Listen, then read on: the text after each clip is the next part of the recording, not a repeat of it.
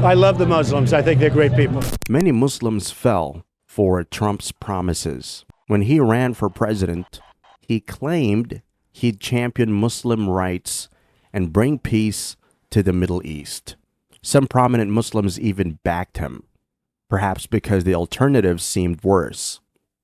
As soon as he won, his intentions became clear. His appointees were overwhelmingly Zionist.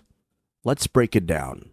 First off, he selected Elise Stefanik, a Zionist who received close to $1 million from the pro-Israel lobby.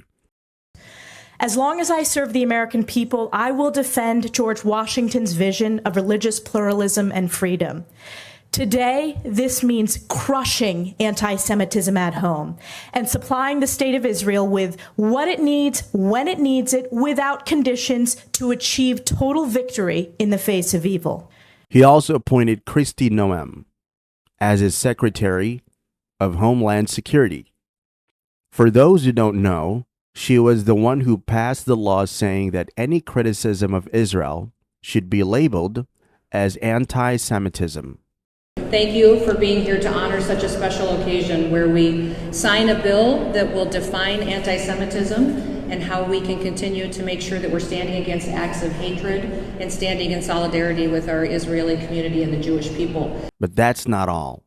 To make sure negotiations should never go on the side of Palestine, he chose as ambassador to Israel the infamous Mike Huckabee, who was recorded saying that there is no such thing as a Palestinian.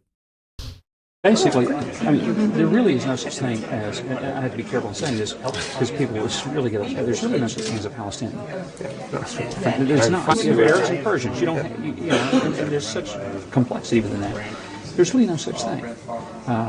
That's been a political tool to try to force land away from Israel. And the worst is Marco Rubio as Secretary of State. And the degenerate list goes on and on. While it seems there has been a lot of enthusiasm around Trump to counter wokeism, many Muslims forgot that he is in no way an ally for us, and in no way someone we can count on. His last term should have taught Muslims not to count on him, as he was the one who recognized Jerusalem, Al-Quds, as the capital of the state of Israel. However, we must realize that, as Muslims, our hope has never been in politicians who flip-flop for votes.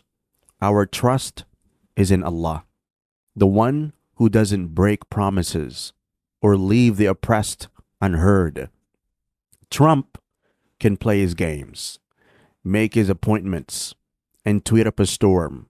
But in the end, he's just another guy on the stage. We've got Allah, the Almighty, and that's all the assurance we need. Alhamdulillah.